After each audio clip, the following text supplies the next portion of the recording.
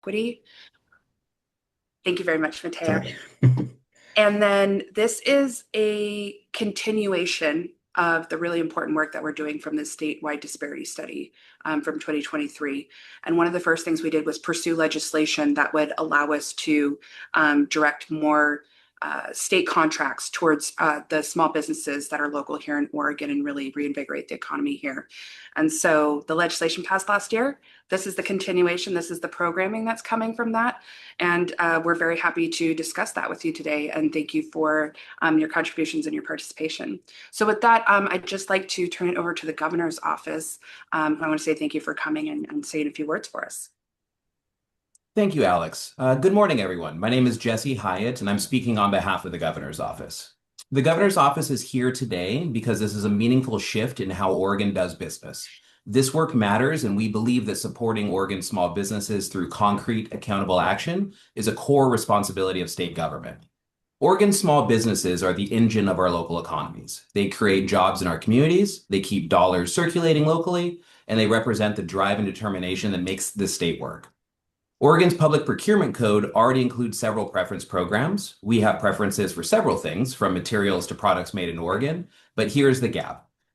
Until now, Oregon has had no preference program that specifically targets small Oregon businesses in state contracting. House Bill 2337 closes that gap.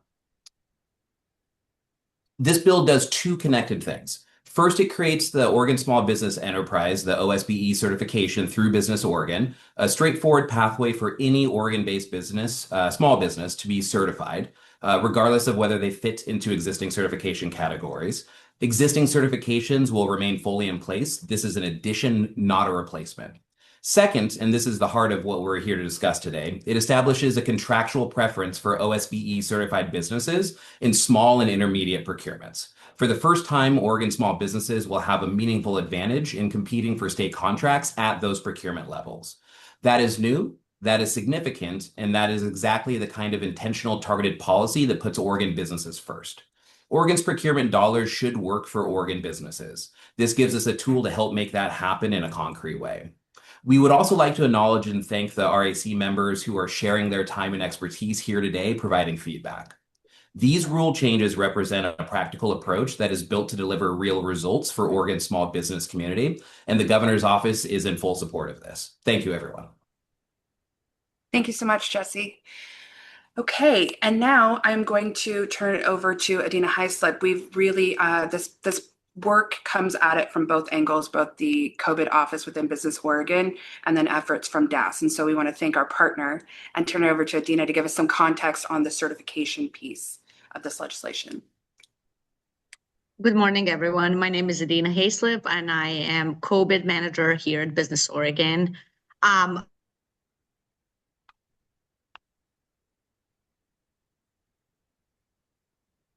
OSBE certification in the past couple of months. But here is a little, final check. My internet is glitching. So as you guys know, disparity was found in 2023 disparity study. Courts usually require that before we can adopt any race and gender conscious program, we have to maximize the use of race and gender neutral measures to begin with. So House Bill 2337 directed DAS to create small business procurement program, but also directed Business Oregon to create gender and race neutral Oregon small business enterprise certification. Next slide, please. So as many of you know, we currently have 4 Oregon-based certification programs. And those are based on gender or race or qualifying individuals and could not technically be used for set-asides or any kind of mandates at its form currently.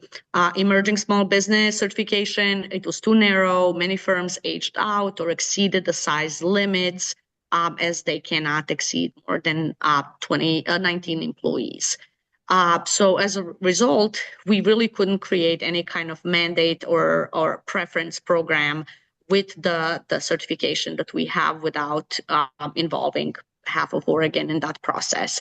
Now with OSB certification, it really combines all Oregon-based small businesses under one umbrella certification. So all of the organizations that are currently minority, women, veteran, or ESB certified, if they are based in Oregon, they will also be Oregon Small Business Enterprise certified business. And that kind of creates a sound foundation for DAS and other agencies to design set-asides, to create subcontracting goals, price preferences for small businesses, and we can build small business procurement programs that both comply with federal law but intentionally support Oregon small businesses.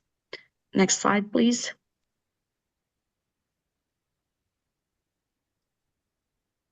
Next slide. Oh, okay. Previous slide. So what is Oregon Small Business Enterprise? Eligibility is based on location. It must be based in Oregon. It must meet maximum employee threshold, which is set at 50. We worked with our statewide advisory group that we have with COVID a lot on this, and multiple small business owners as well, to determine what is really realistic size that is applicable and relevant to Oregon small businesses. We also got a lot of payroll data from employment department, so it was really data informed and experience informed decision. And then maximum annual revenue is still based on commodity codes or NICS codes, as many of you know, that are set with SBA standards. Right now, we are waiting for permanency of our rules. The final rule comments ended on 27th of February. We received a lot of support for this new certification, not only from state agencies and small business owners, but also a lot of entities that are municipalities, county, city government, and so on. We are still scheduled to launch on April 1st, and we will offer two types of certification pathways. One of the way will be for all the new businesses that haven't been certified with COVID before. They will go through entire application process, and then we will have a fast track application, which will be for our existing COVID certified firms, just to verify or confirm that they are in fact Oregon small business and they do have less than 50 employees to qualify. So significantly faster process for those existing firms. Next slide, please.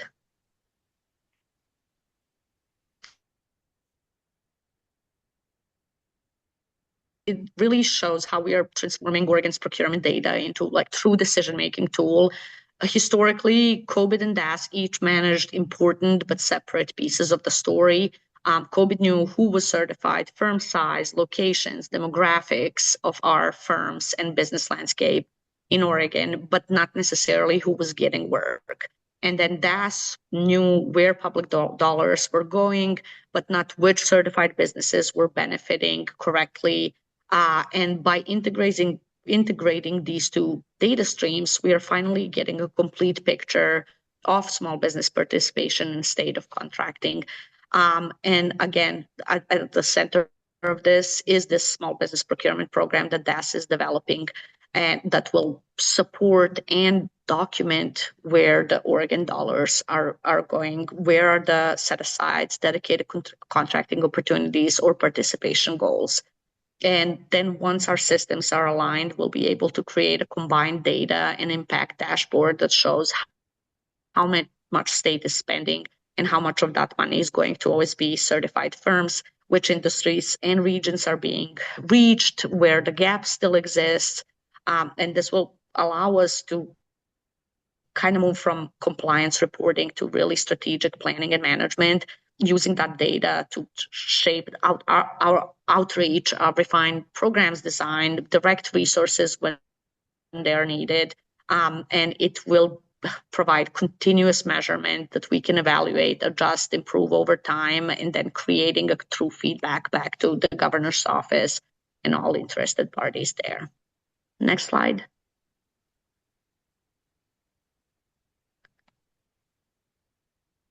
So we're really excited with Business Oregon, especially for OSBE, because it does open up new doors. It's not just new certification, but it's also new opportunities, even for our entire agencies, because we can design programs that intentionally prioritize Oregon-based small businesses without running into any barriers or legal barriers or limited usage and so on. We can leverage OSBE for also grants and technical assistance programs, loans, procurement programs as well, and then use that data,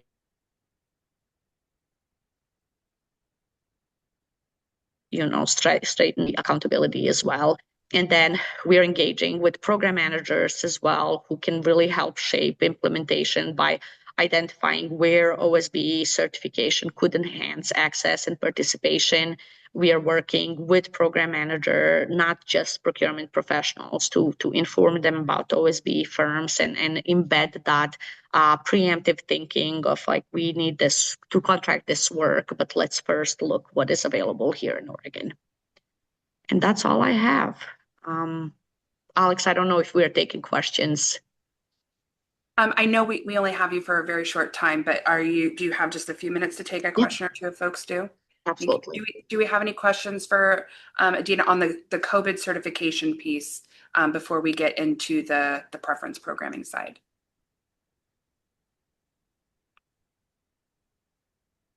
I think that means your presentation was amazing and all questions are already answered, right? That's never a bad thing. I Yeah, actually do have one question, if that's okay. Adina, when you're asking businesses how many employees you have, what's that prerequisite? How do they show that? So what we wanted to do is we didn't want to really focus. We wanted to create an average over 2-year period. And that is embedded in our roles because we wanted to be conscious about like seasonal employees and so on. So we are looking at the average over a 2-year period. 2 or 3? 2. Okay.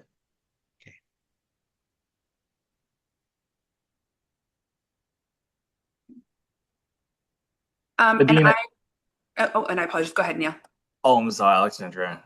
This is Kang yeah. Tran. We have some small businesses in this Zoom call, professional services, construction, and can you help us understand how this would benefit those firms? Is it like moving forward?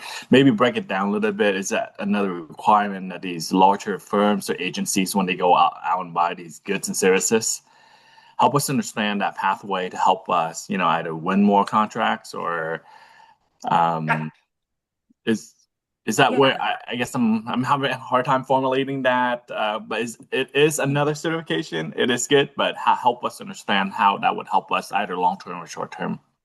Yeah, and that's actually what we're going to get into now. That's it, 100% that you're tracking where we're going. So this is who's eligible. Is just kind of how we were starting the conversation. So that's what Adina was laying out, is how her department is going to be determining eligible firms, certifying them, so then that way we know who our target audience is. And then, that's what we would like to discuss with you folks here today.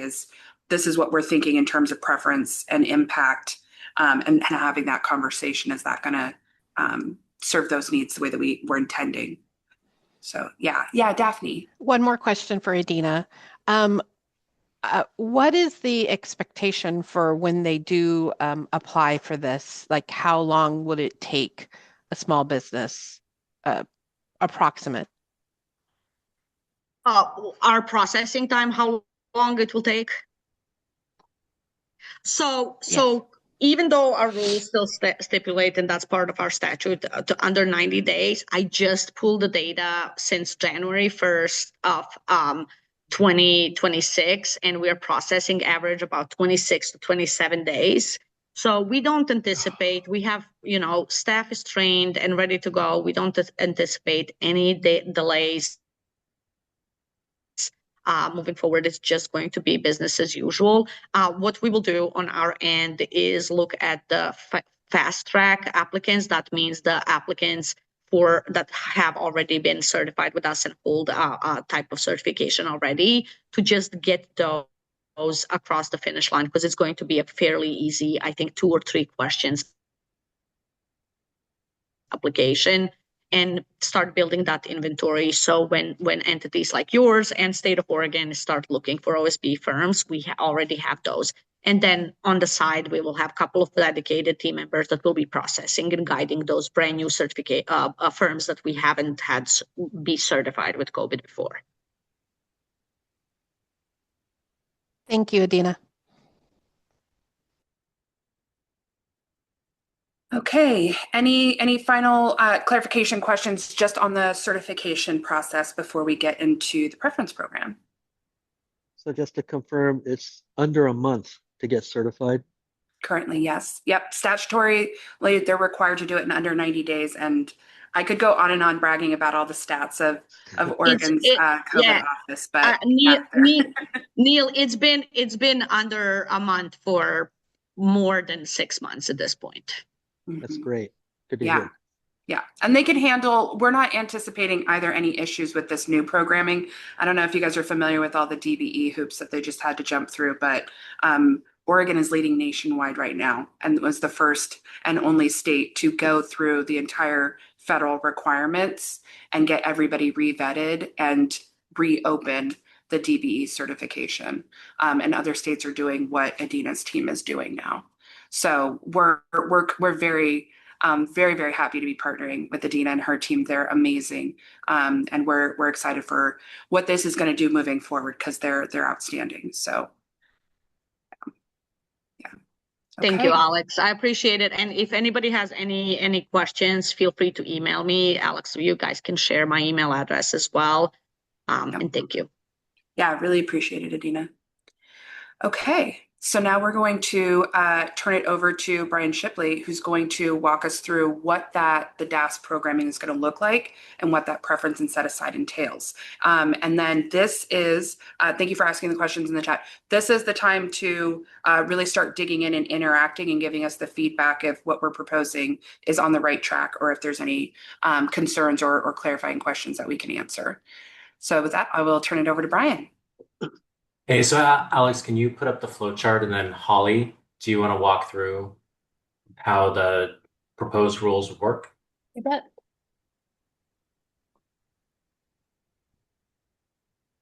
Awesome. Thank you, Mateo. Thank you, Mateo.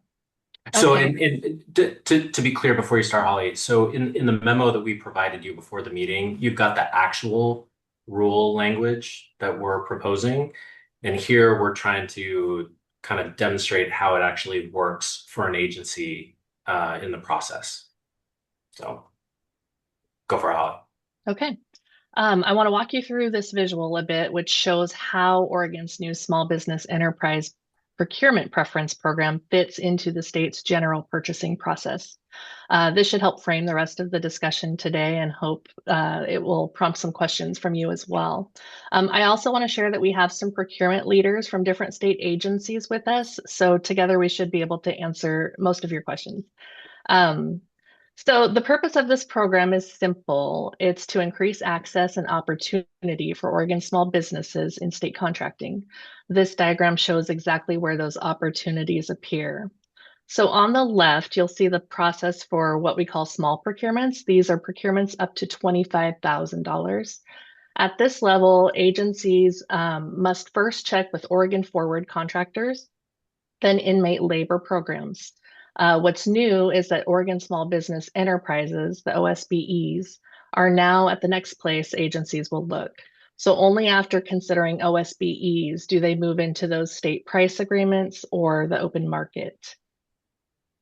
On the right side, we talk about intermediate procurements. These range from over $25,000 to up to $250,000. The order at the top is similar: Oregon Forward, inmate labor, price agreements. After those options, agencies move to the open market, and that's where the OSB preference comes into play. The bottom section shows how the preference works in practice. For informal solicitations, which might involve just seeking quotes over the phone or via email, agencies will now get at least 2 of the 3 required quotes from OSBEs. That increases visibility and opportunity for Oregon small businesses. For our more formal solicitations, which likely involve a written solicitation of some sort, possibly posted in the state's e-procurement system, OSBEs will receive a preference up to 10% during agencies' evaluation of offers.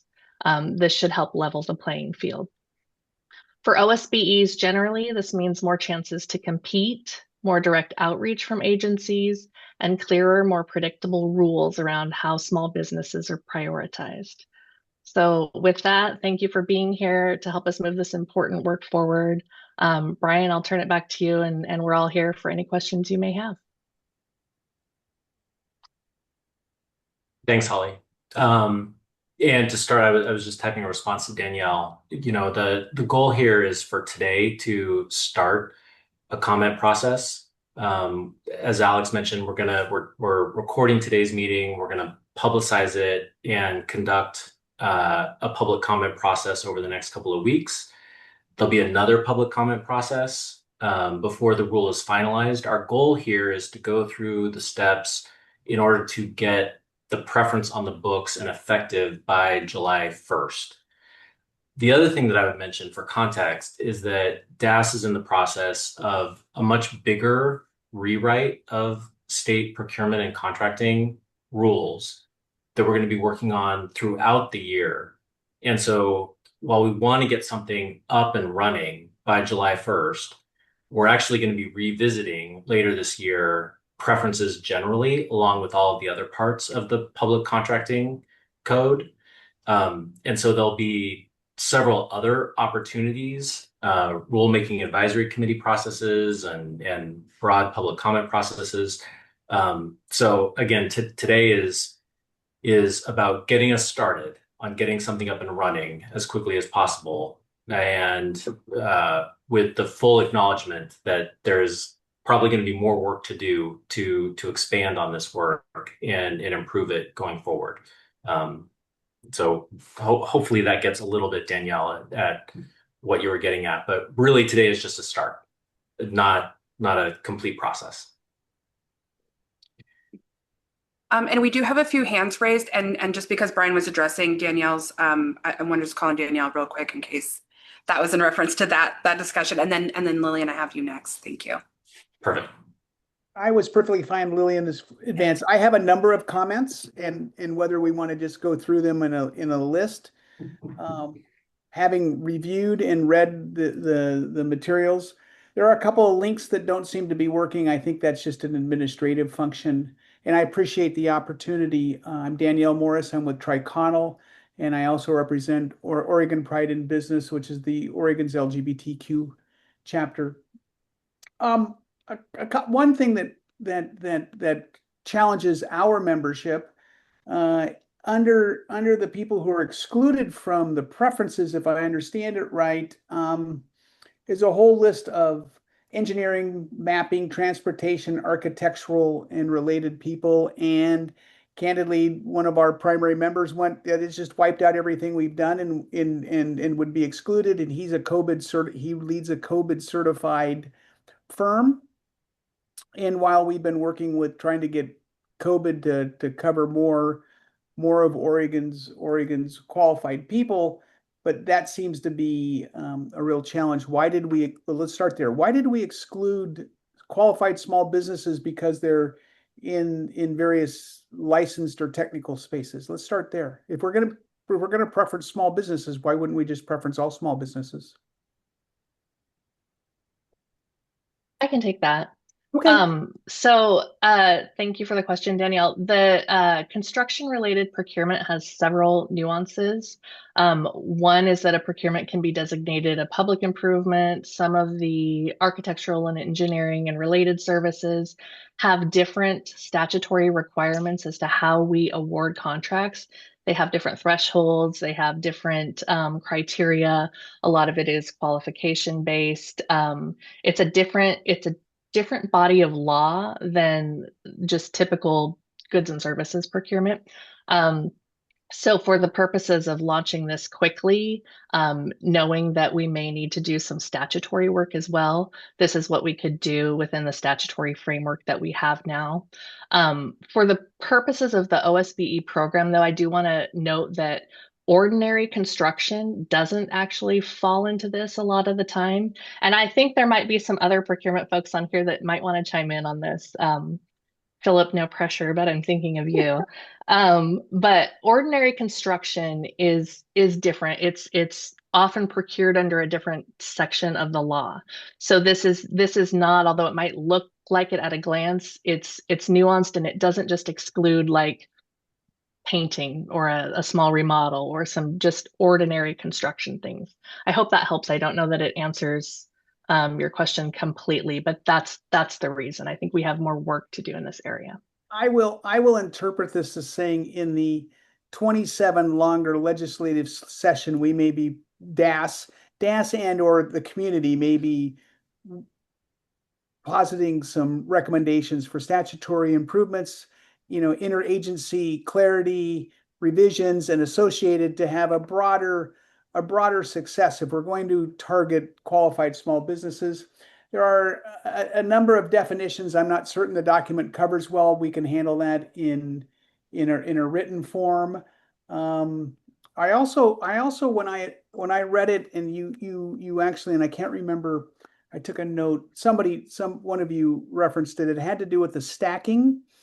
It seemed like at least on the larger contracts that if we just expanded the global outreach, we could have a workaround. In other words, it seemed to be a lot of areas where candidly we could game or circumvent the system by just making it bigger and saying, well, it was larger. We had a larger audience, and therefore we didn't have to pay attention to the OSBEs.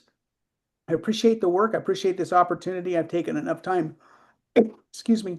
I will send some written comments in, but I think July 1 is valid. I think April 1 is a rush, but that's just personal opinion. But I appreciate the opportunity. Thank you.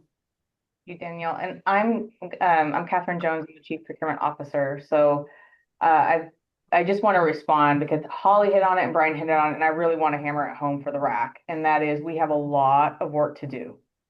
And I'll be very honest, and I don't care if this is on recording because I've told the procurement community, we have some of the worst written rules that I've ever seen for a state government around procurement, and it makes it hard and it makes it difficult, not only for businesses, but for our procurement community staff. We also have just legislation as a whole, and they'll admit it, that it is a patchwork of the last 20 years of ideas and preferences and things that have failed. So we're taking baby steps, and what we're focusing on right now is 27A and 279A and 279B, which is just general procurement preferences and buying for goods and services. We're taking a stab at that in 2026, and we're redoing our rules. So Brian said, we're trying to get this OSBE off, but we will be revisiting our rules this fall with you guys for the big kahuna of what we're changing for those two statutes. We will also, Danielle, you just noted that we will love to work together and partner with community about the statutory changes that we need to have a functioning procurement system in the state come the 2027 session. They know it's coming, we know it's coming, and we will be actively seeking that advice come this fall. Now, you also pointed out, and Holly mentioned, construction. Construction is 279C in statute, and it's the rules 248.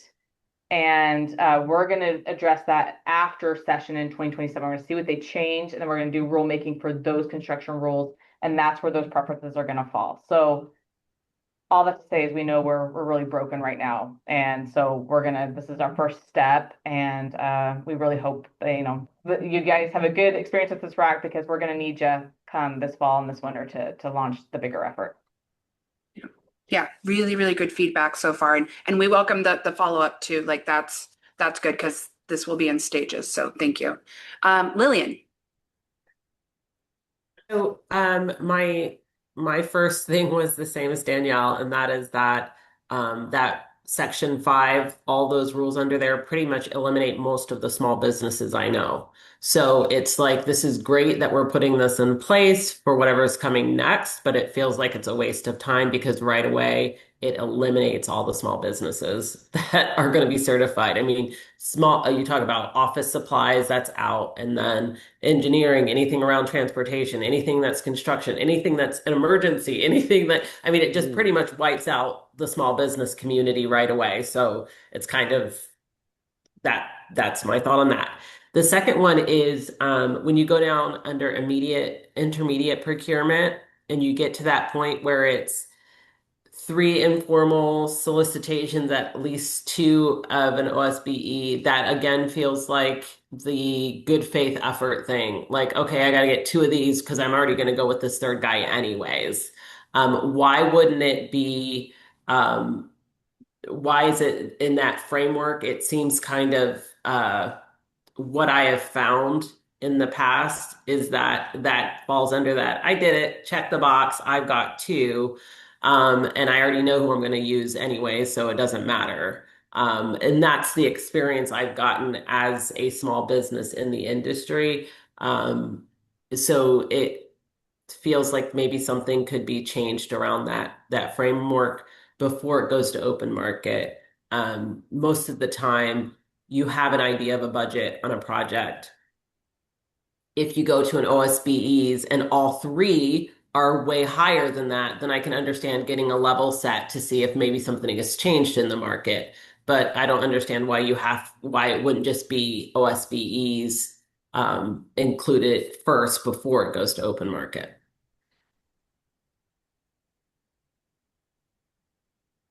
And that's my. Yeah. No, that's great feedback, and we don't want performative for sure.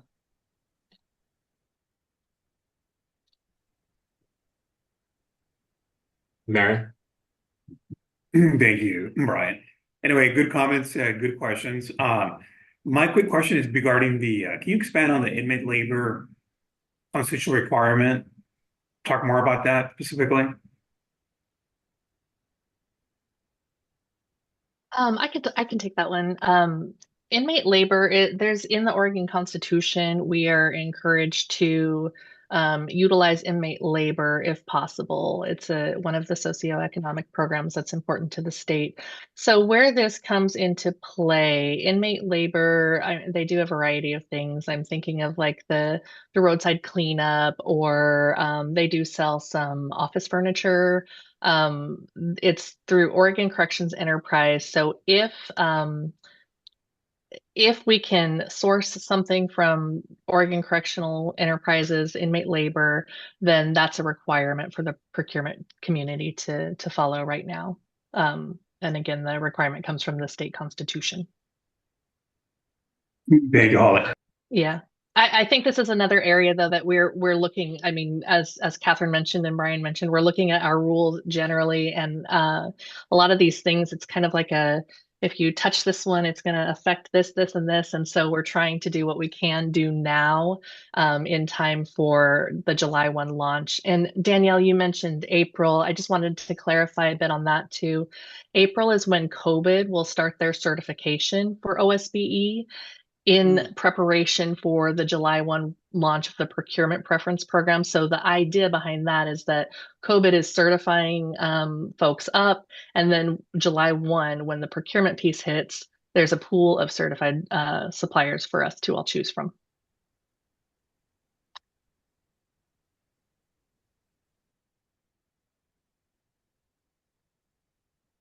Any other initial comments or questions? I think Marin had a follow-up to that. Oh, sorry, Marin. Yeah, no, it's team effort, seeing the hands up. No, thank you. No, Sandra. So my other question was basically regarding some of the exceptions, and I understand. And I guess, Catherine, you talked about how the system is so entrenched with these rules and regulations that have been there for a while, for the last 20 years. And I'm assuming, is that part of the task to kind of look at those and kind of maybe change or reform some of those that have been there for a long time that maybe don't make sense anymore? Is that part of the task of our group? Or how will this work moving forward, I guess? So the task for this rack, I'll break your question, Marin, up into two parts. The task for just this particular rack is we want to launch OSBE. We have a huge cultural shift that needs to occur with state agencies. And so is this a good first step in that cultural shift is what we're looking for this particular rack. For the larger effort, yes, we're breaking down our rules. And so we are first doing that with just the internal procurement. Like we have a lot of problems just in-house. We wanted to work with other procurement people across the state and the counties and cities and say, okay, how do we fix this? Go to DOJ, make sure that our how is lining up with statute, and then go to community and say, what do you think? Where, and for you to add your voice, your feedback, and then we go back and we fix it. But so the rule changes, the bigger rule changes will occur all through this year. Community engagement will be this fall going into winter. And then we're also going to have statute changes, which are going to kick off another round of rule changes. But our rule changes are so bad, I don't want to wait till after the 2027 session. I want to get a good idea now what we need to do to fix it. But for this particular rule, we're looking for the good first step in that cultural change. And I have a good example, like there's actually a lot of money within the small and intermediate procurement levels. And what happens at a state agency, and I can say this because I was a DPO at DOR, you go to who you know, right? So you're going to go to that language access translator that lives in New Jersey because that's who you contracted with before.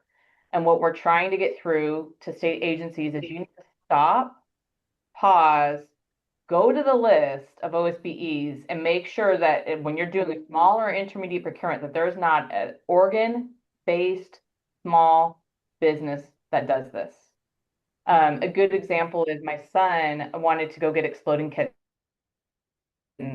And I said, all right, we're going to go to Walmart and we're going to go get exploding kittens. And he goes, no, my friend's dad owns a game shop downtown Salem. They're struggling. I want to go get it from there. And I was like, oh, yeah, of course, we can go get it from there, so, but it didn't occur to me, right? It wasn't my first step. And so this will be a lot of training for state agencies because this is disrupting what they currently do. This is a lot of training for state agencies. I would love to see that. And when we do our bigger rules, we put more teeth into this. And especially for competitive procurements, because what you're not seeing is procurements over 250 and above. How do we get small businesses for the table for those things? Now, where that is DOJ they want to do we've asked DOJ for a formal ruling. They think that we might need legislation to provide preferences for small businesses for those amounts. So as soon as we get that ruling, we'll have it in time to do our rule making. We might be bringing the bigger contracts to you guys about how we put Oregon small businesses in that category. So anyway, we're asking for the first step of the cultural change. Great, thank you. Appreciate it. Thank you, Kevin. Yeah, James. Hey, thanks. First of all, thank you, Brian, Catherine, Alex, all this really intentional work around procurement and reform. We're excited for it, and as you know, I've had a keen interest in how does the state really invest in itself and in its people and its small businesses, especially during economic shaky times. So I heard you mention I didn't want to jump out of turn. I know we're going to have Q&A later, but I heard you, Catherine, say there's a lot spent at that 25 and under area. Do you have some targets for what these changes could do, for what that spend could look like for small businesses? Are there any percentages, dollar figures that you're thinking? Can you share more about what that 25 and under spend looks like and maybe an annual or a 3-year, so we just have a good sense of like what that purchasing power is coming out of the government, what that pot will look like, and then do you have targets for that shift? James, you're hitting me where I'm weak. Sorry. So here, let me tell you what our plan is and and I know Alex's group pulled some rough numbers, but I'm going to be very, very frank with you with spend. So Oregon Buys was procured with the expectation from the legislature that it will track contract spend. it's not going to track contract spend.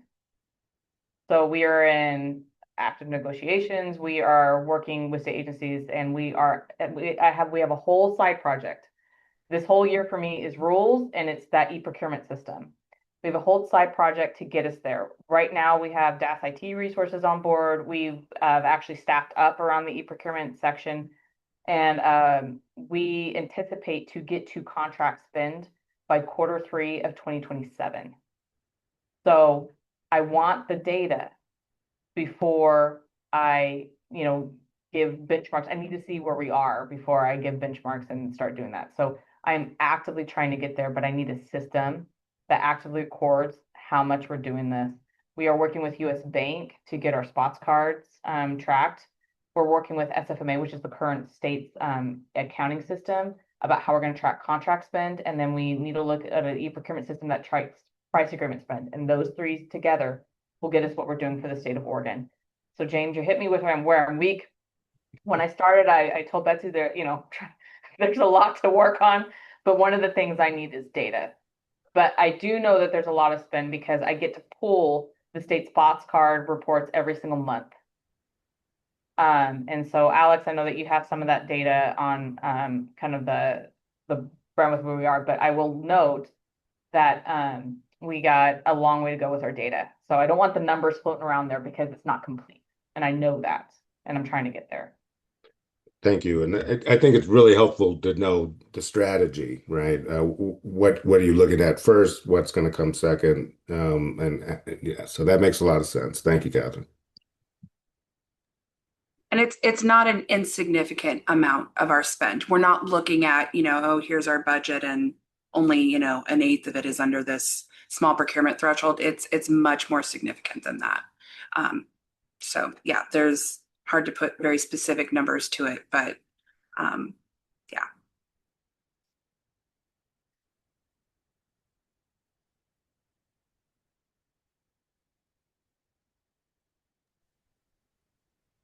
So this is, again, just kind of touching on what we're working with within our existing structure and what we would like to do as an immediate first step, but more to come from this. Is there any other discussion or feedback or questions on impact, or are we doing enough, or why is it here instead of there? Yeah, Danielle. I'll take me off mute. I certainly want to make sure that everybody else has an opportunity because I've already spoken once. So let's take that pause for a second and not seeing any hands. A number of questions. I know that we have a sunset 2031. 10 years ago, that might have sounded like a long ways away. Today, that's tomorrow, right? Do we have, how are we going to measure, how are we, and when I say we, I mean the collective we, how are we going to measure success in this program? What are the outcomes that we will use to define whether or not this has or has not met its objectives? Let's start there, and because I'm not certain it's defined in the document that we were provided. Maybe I missed it. Okay. I can take that, Daniel. All right. It's a good question, and it kind of feeds into what James said. So I can only determine success with the data that I have. Here's data that I have right now is how many contracts are going out to small businesses. Now, for small procurements, we don't know that. A lot of it is spots cards. And so what we are doing is we're putting parameters. We're pulling those reports every month. And we're putting parameters, and we're going to match it as soon as we have the OSBE list. We're going to do a comparison to make sure that we're seeing that uptick in dollars every day, what's hitting our spots cards. The next is through contract. I know the number of contracts. I don't know the amount spent on contracts yet, and I won't know until Q3 or Q4 of 2027 until we get our system up and running. But the next step to me is the amount of contracts that are going out to small businesses. And if we see that number moving up. So those are the two metrics we're going to start with. And then when we get the system up and running to track spend in Q3, Q4, the next system is where are we actually spending? And once I have that data, we're setting up a compliance unit within procurement section. We're asking for a POP for it. It's then enforcement. I want to train and then I want to enforce, but I need the data before I enforce. So again, it's the first step is spots cards. Are we moving more money through spots cards to small businesses? Second is the amount of contracts that we're moving to small businesses. I can track that now. And then third is getting that system up. And then are we moving the dollars that we should be to small businesses? Okay. Catherine, can you add into who that's going to be applicable to? We have a comment in the chat about which state agencies is that applicable to? Oh, any state agency underneath DAS Procurement Authority. And the list of who's not in there is in 279A. The second follow-up, and I see that two people have questions up already, so I'm gonna try to be in a hurry. It seems to me that there's going to be some fairly easy agency workarounds. In other words, there'll be ways to, again, I'm going to kind of repeating, there'll be ways to frame the contract ask, et cetera, to avoid to essentially to make it so that OSBEs are either easily passed over, excluded, or and it seemed like to be a soft ask and not a regulatory requirement. And maybe that's statutory at the moment, and that may be fixed in the 2027. But I think we're going to evaluate this for the benefit of the taxpayers and the state of Oregon's procurement and our small businesses, right? We have lots of people to worry about. We should make sure that the process doesn't make it easy for somebody to say, you know what, we know vendor X can deliver. Whether it's cheaper or not may or may not be there, but I don't really want to go through this hassle of the OSBE, right? And whether we do a 10% set aside, a 5%, or even zero, it's leveling the opportunity of the playing field so that we have our skill sets ability to be accessed, whether regardless of the agency. And clearly, I would think that this kind of procurement regulatory scheme would roll over into our cities, local governments, multi-jurisdictional agencies, et cetera, will use this as a framework, I would think, right? Because, whether the Port of Portland looks at that and other things. So it's important. And again, this may be work in the fall and maybe subgroups, but thank you very much. And I'm going to lower my hand as I did because other people have questions. Okay, and I apologize. I'm not sure which hand went up first. I have James and Lillian. Please, Lillian, go first.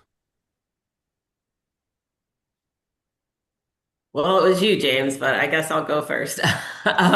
So my question is the type of businesses that fall in this, because my comment before, which was kind of the negative side, which I tend to do, was that all of the things that it excludes. As a small business who actively promotes some of the things that are happening to alleviate some of these disparities that have happened, who are these businesses that will benefit from this right away, and so that we can start pushing them and encouraging them about what's coming, because I'm having a hard time seeing who would benefit from it at this point.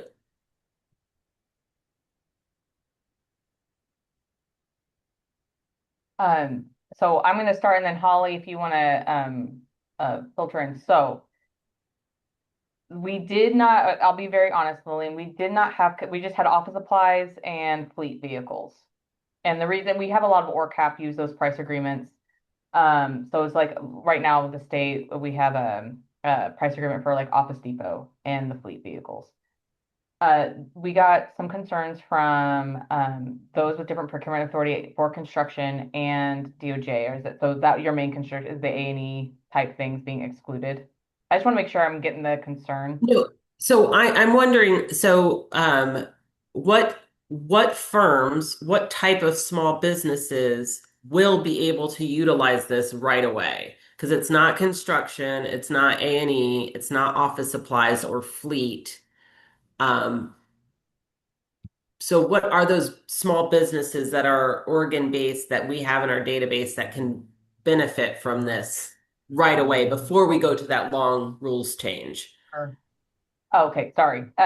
Language access, catering. We do a lot of organizational services that a lot of COVID firms don't get into because they're trapped by a price agreement. Oh, Holly, help. the Well, we have over 500 price agreements, right? yeah. So, and they're big, and the price agreements, the whole point of a price agreement is what does the state buy on a regular basis? What do we need? What will get us there faster? DAS puts in place state price agreements for us to use. It's faster than going through a competitive process.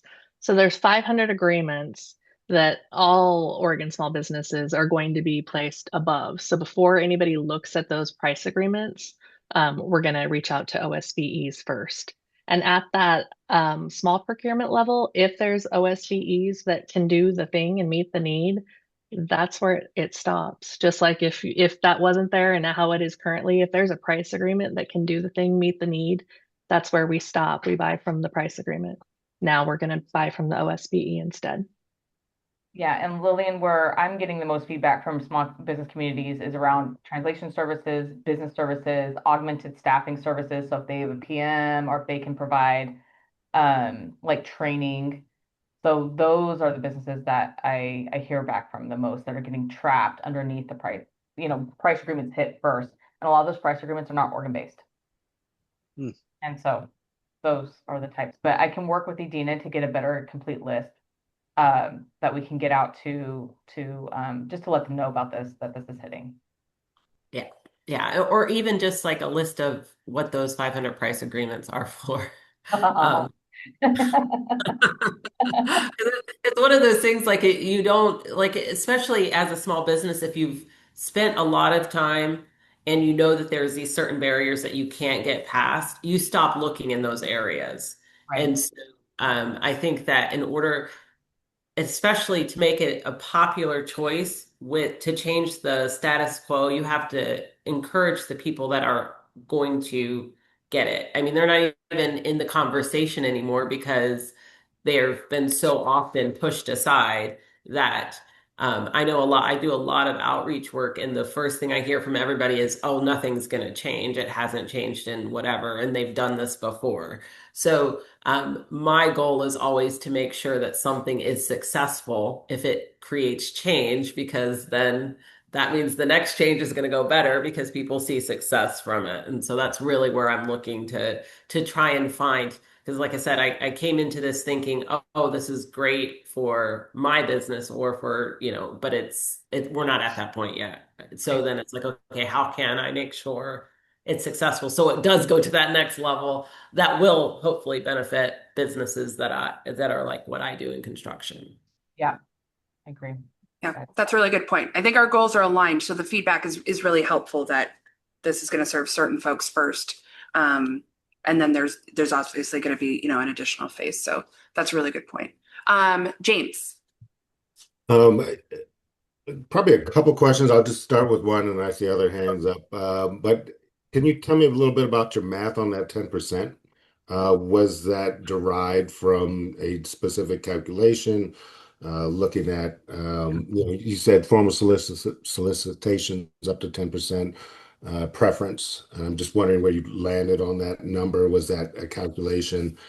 For example, if you contract with a local firm that has 100% local spend, are there tax implications that came into that understanding, or was that 10% kind of a standardization, if you will?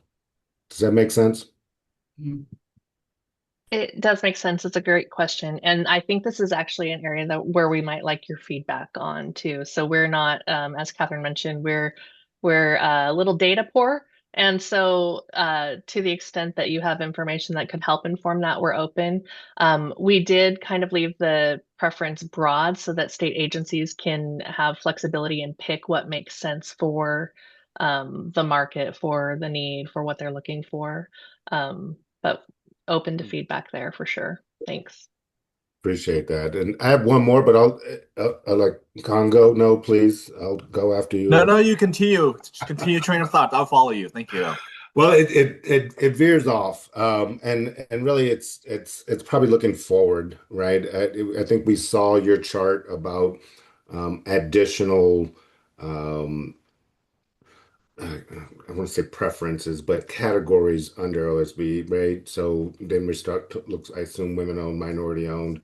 I'm just thinking about active, um, it's one thing to create the category and make the spend available. But for those who have traditionally been excluded from that process, how are we thinking about that category and what kind of supports it may need, what kind of inroads opportunities?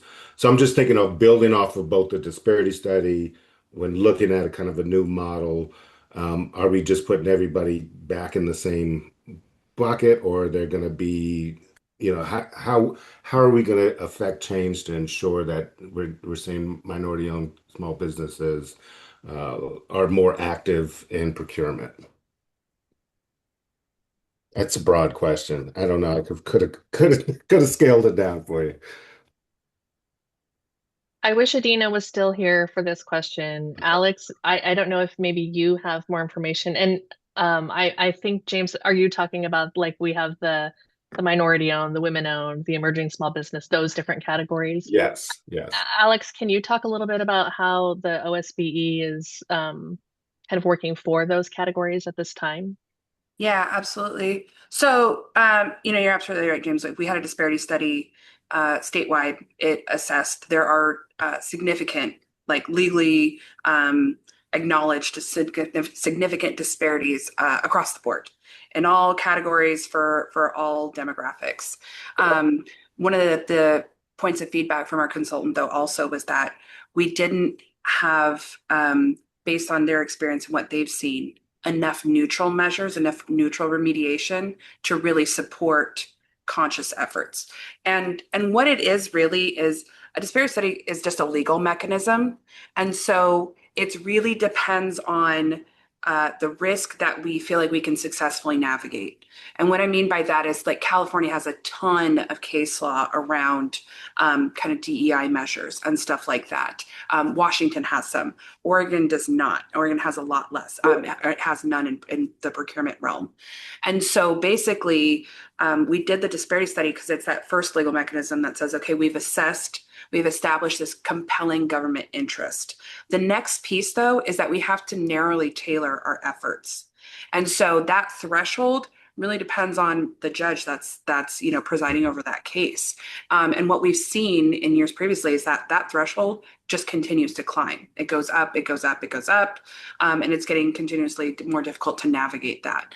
And so knowing that there was more work that we could do in a neutral capacity that could have impactful change for those communities, but would also help us build the foundation to take further steps in the future. It just made it really clear that this was step one. And these were some of the recommendations from the disparity study also. So in addition to the study saying set an aspirational target and then have conscious measures, it also said you should have small business set-asides and small business goals and programming. And so that's where when we looked at Oregon and we looked at the environment right now, we said, okay, this is where we can successfully take a really strong first step.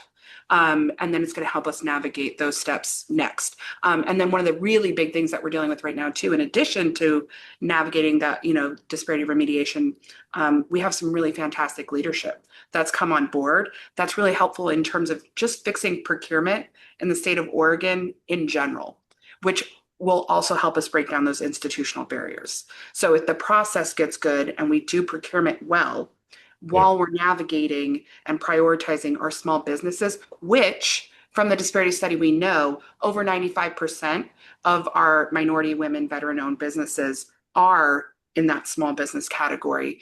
We can start directing money contracts, and then we can make that narrow tailored approach as a next step where we can, and we'll have more legal sufficiency to do so. Is kind of how we're navigating that. So, and I know it's kind of difficult to hear too, like, oh, there's more help coming later, right? Or you can take a small step now, but really there's just so much work to be done that it's about, okay, what can we tangibly say, yes, we can do this, and yes, it's going to have impact, and that won't be something that can be undone. Yeah.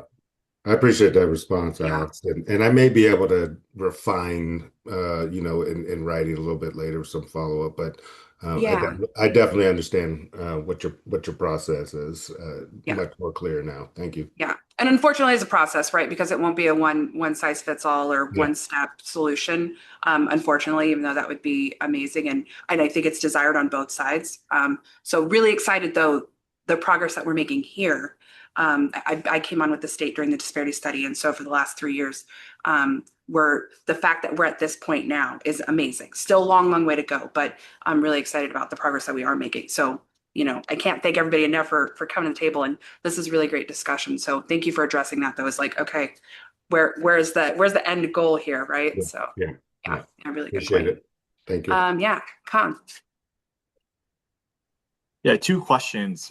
When I hear about language access programs or LEP, I think those contracts are mostly go towards nonprofits and not small businesses. I'm curious, is that what you guys are?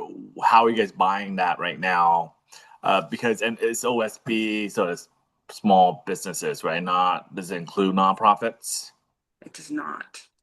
That's a really good point. Is that's the difference there, right? COVID certified is for profit, not for profit. Right, but Right. what I'm seeing right now of all of the contracts out there, they go towards like the ERCL, the nonprofits Right. status. So I was just intrigued when I heard that comment regarding you buying those kind of contracts. So is that going to be a shift in changing some of those work towards for-profit small businesses consultants? So we have 30 some price agreements, I think, right now for different translation, interpretation. There's a whole mix of them. So they would be in that price agreement category on the left side of the chart. So for procurements up to $25,000, which most of those are, or they start that way, that's where we will be reaching out to OSBEs before we hit those price agreements. So Does that help? It does it because to me what I'm seeing right now in the market is usually there's certain type of work that will go towards directly to nonprofits. So some of the smaller businesses that are doing some of this kind of work, they can't directly go bid or pursue these RFPs because they require a nonprofit status to be able to require this work. So and that's fine. But I was just curious when Catherine mentioned that in the last when you answered to Lillian about you guys are buying language access LEP services. To me it didn't resonate. Like I didn't connect that with small businesses. yeah, so I mean, we can again, we're data poor, so the nonprofits that I know about are really hitting the Oregon Forward contracts, and I mean, there's a lot of laundry services, janitorial services, but the project management services, we hit that a lot. That is for profit. Language and access translating, we do hit that for profit firms all the time. Okay. So I think it depends on the services, but most of them, I would say, and again, this is data poor, just a feel of all the things coming in and watching those procurements every day, that a lot of those, project management, staff augmentation on critical projects, those are going through for-profit firms, and there's quite a few of them. Thank you. But if we're in the process of reimagining the future, I think that's where I would encourage is if we were to broaden it up and allow some of those smaller consultants, small businesses to have the opportunity to pursue some of those contracts too. My second question is back to this point about ROI and metrics. I know some of us here are in the construction A&E space, but we're here representing all Oregon small businesses. So to me, I would love to see the data or metrics that we're tracking this across different sectors of small businesses, right? So maybe not wait until the end of 27 and then get just raw data of small businesses. But if we were to break that down, itemize it, and look at it across the board, to see where can we improve or where we're doing a great job, and maybe we should asked questions of some of the other sectors that are, so that way we're talking about fair and we want to support all small businesses across Oregon. Yep. Yeah, I agree. And so that actually came up from the DPO Council of, so yes, we need to track it by industry, but DPOs called me and they had a really interesting question. It's like, what if we go out to bid and we need something, right? And we noticed that there's no small businesses registered as those OSBEs that does this. Like, who do we go to say, hey, there's a hole where, the state of Oregon needs filled with our small businesses. And so I think, kind of, I don't know if it's RJC or another council that we can go to and say, hey, we know that there's project management augmented services that small businesses do. They're not registered as OSBE. So when we go through a procurement process, we can't tag them. Can we get these businesses on board? So I think it's going to be, we'll just have to create a committee and a really healthy dialogue of what, if there's any holes in the small business. And then same thing when we're purchasing, we have metrics, just like you said, for different sectors. And if we're not hitting it right, we can go in and investigate if there's a state agency that just, isn't, we need enforcement there or whatever. But yeah, I think it's going to be a good, healthy dialogue we're going to have to build.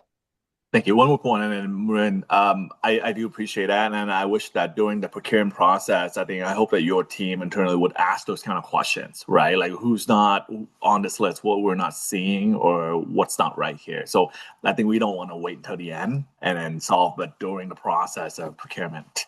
Thank you.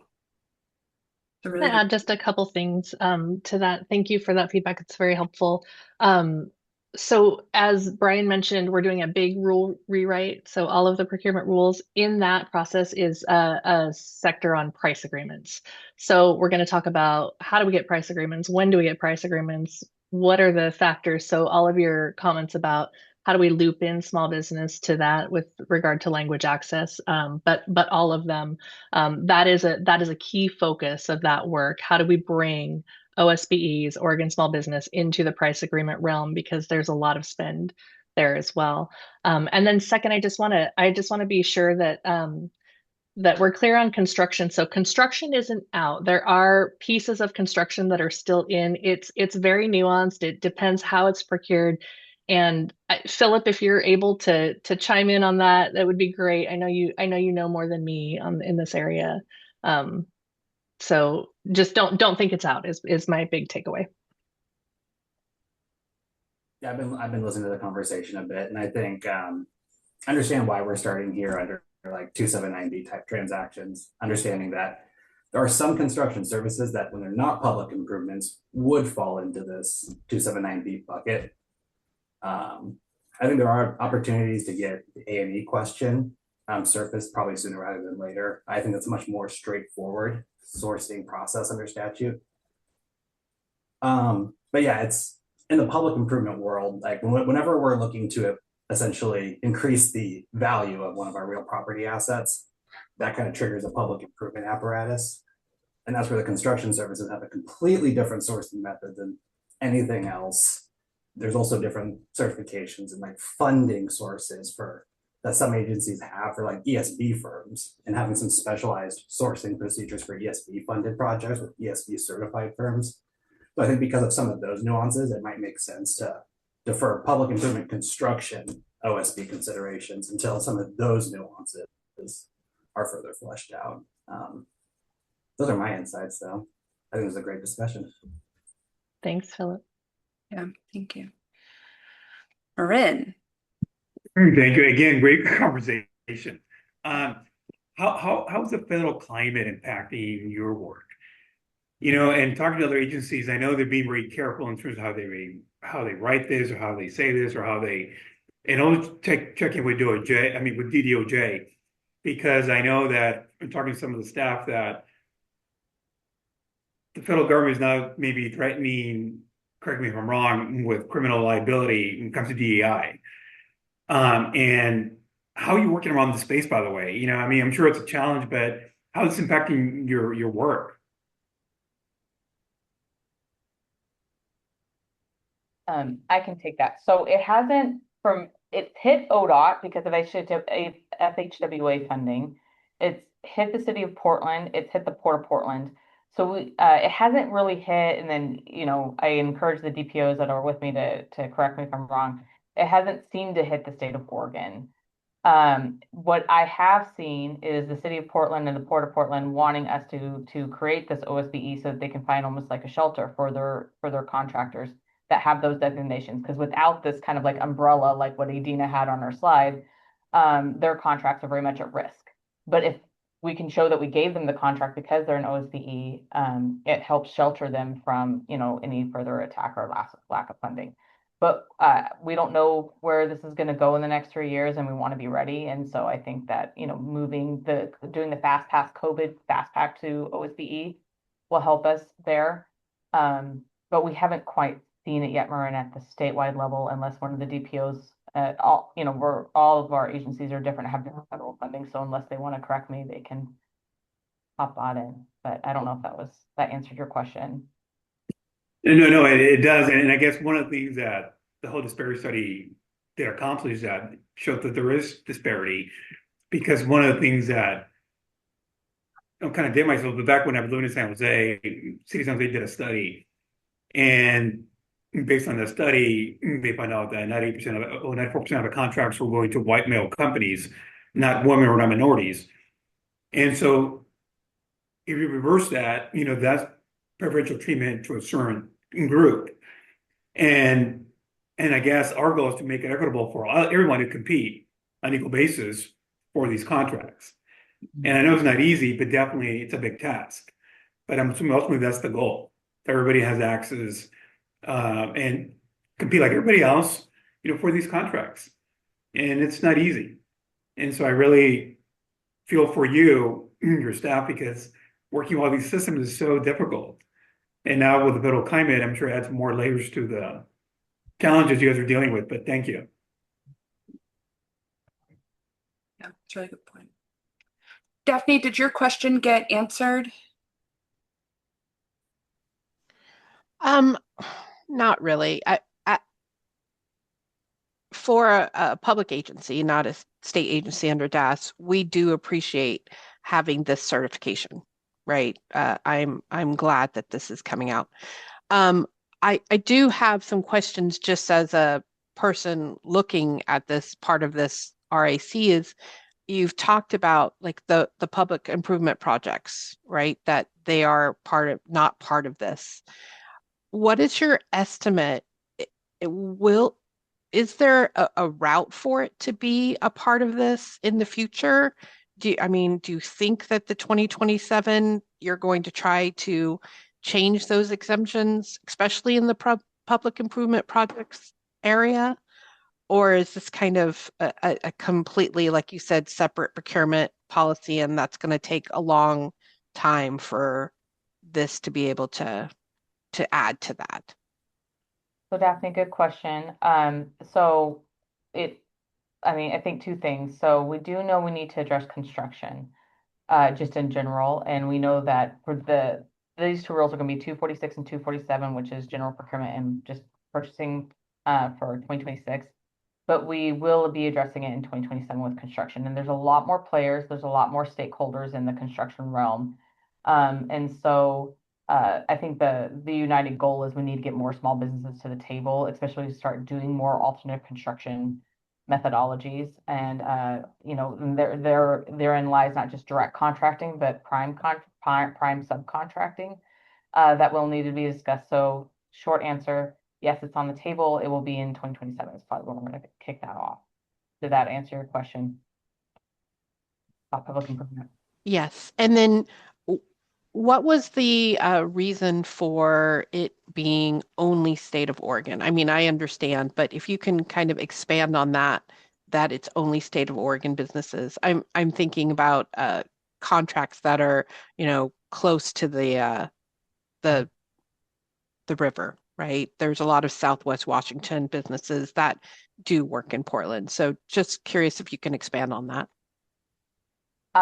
I wasn't here when the legislation was passed for OSBE. I did watch the session, and there was a lot just about keeping Oregon money in Oregon. So I don't know, Alex, if you want to go why they defined it as OSBE.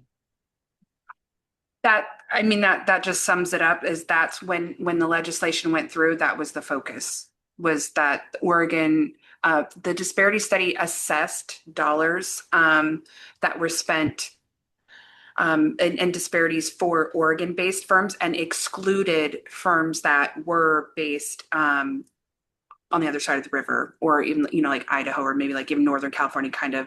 We have a broader marketplace, but the disparity study defined the scope of our marketplace as just the state of Oregon, which is why the legislation that we passed focused on that.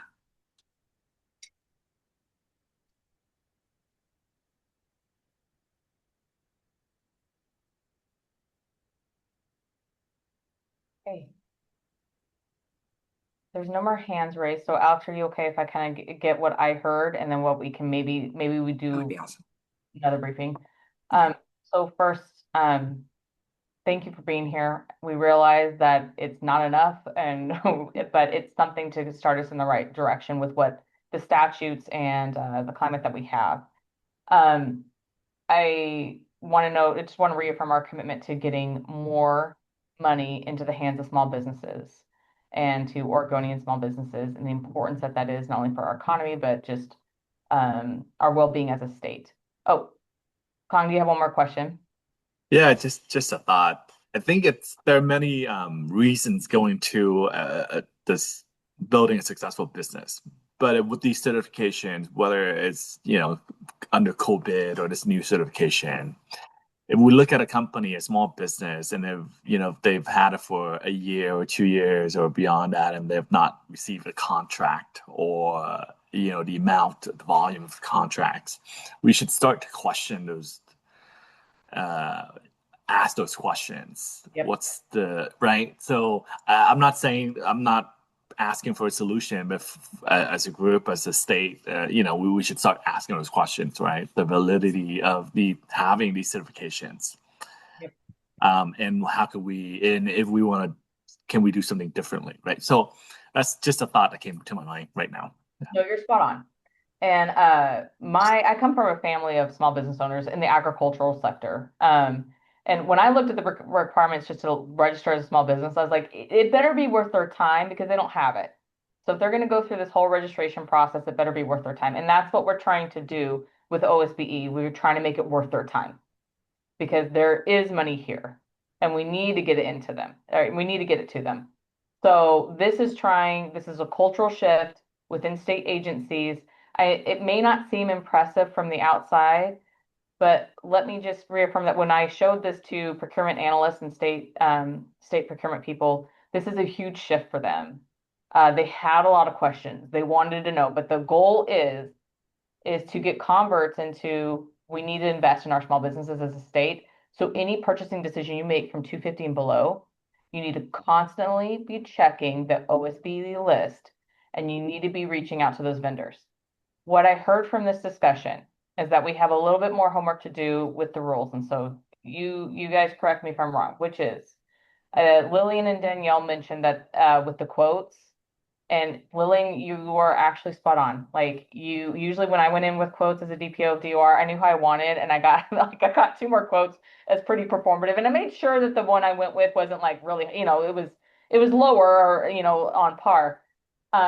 But we can take back to DOJ if we say you need to get 3 quotes from small businesses, and if there's no small businesses in the area, then you can move on to maybe other firms. Is that what I'm hearing? Of something that you would like, an action item you would like us to go back and look at with DOJ? Okay. And then I heard from James the 10% preference. We need to do maybe a little bit more research about if it's 10% of what that really looks like, or where we're getting that. Is that correct? Okay. So we can do that. And I'll work with Brian and Holly if this is another rack, or if we can just kind of update our rules and we can get the written feedback back. Because I know everybody's time is precious, because a lot of you run small businesses. So those are our work items, and we'll get you what success looks like as well with that documentation and what we plan to do. I think that this will make a difference, and I think that we'll see it. And I think that we have a lot more to go to hone in those differences and make it even more impactful. I mean, just the other day, NASPO is a conglomeration of all the states where they get together to give product out. And I was asking the team, like, when do we decide something is a NASPO agreement or if we're going to go out to Oregonian businesses? Because if we use NASPO, there's no Oregonian businesses on there. So just so you know, like a lot of states get together to go get an agreement with Verizon, let's say, because Oregon, negotiating by herself isn't as powerful as 50 states going to Verizon and being like, you better give us a deal. So there's NASPO agreements for a lot of things. And there's some NASPO agreements that shouldn't be NASPO agreements because we're automatically cutting out Oregon small businesses. And I was asking the team, I was like, because I'd say every 2 to 3 days, I get a notice from a different state. I mean, I got one from Mississippi just the other day that they're looking for vendors that give car junk parts, and they're willing to have them shipped. Does anybody want to get on an agreement with 15 other states that anytime they need a spare car part, they can go to a business? And so I was like, we should be alerting the small business community that these opportunities exist at a national level, not just at a state level. And so that's where I want to go is, we got to start honing in on if we do, even nationwide agreements, what is that doing to our small business community? When we do any price agreement, how is that impacting our small business community? And are they at the table for price agreements that they can provide, services and goods that they can provide? So we've got a lot of work to do. We have a lot of work to do, and I don't want anybody to think that this is it. This is the beginning step for a cultural change for our state agencies. I want to say thank you to James for his comment in the chat. This is absolutely a partnership. We are, our end all be all goal is to do this work with the community, not at or on behalf of, but to really make sure that our solutions have the impact that we want them to have, and they serve the marketplace, they serve our community, they serve Oregonians, and not just what we think is best. So all of this conversation and feedback has been incredibly, incredibly helpful. And we're very appreciative of your time and the contributions to this work. And it's just starting, right? The journey begins.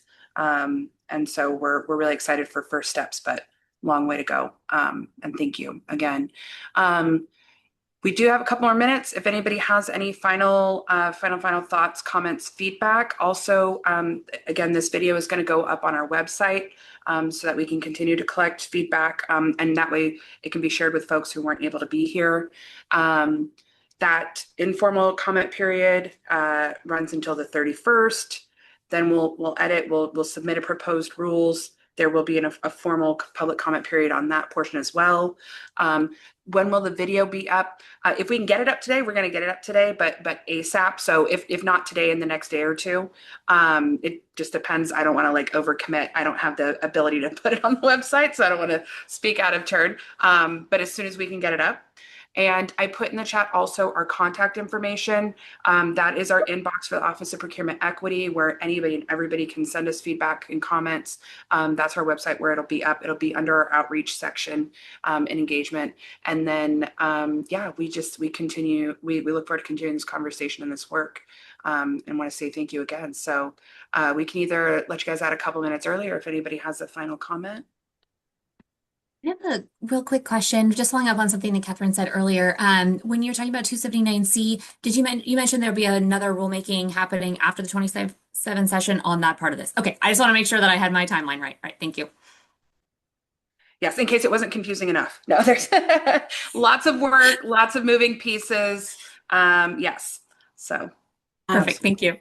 I just want to add one thing because I know Office Supplies was on there, and there's a native women-owned office supply company, delivers next day, that beats most online pricing already here in Oregon that could be considered. But something that Metro is doing as well is that they're helping small businesses set up a government-specific shop on Amazon, so that then they're directing their people to go there first and see if there's a local owned business that has their supplies on there. So there's other ways that we can also encourage the spend to go that way, that can be considered that some of the other government entities are doing currently.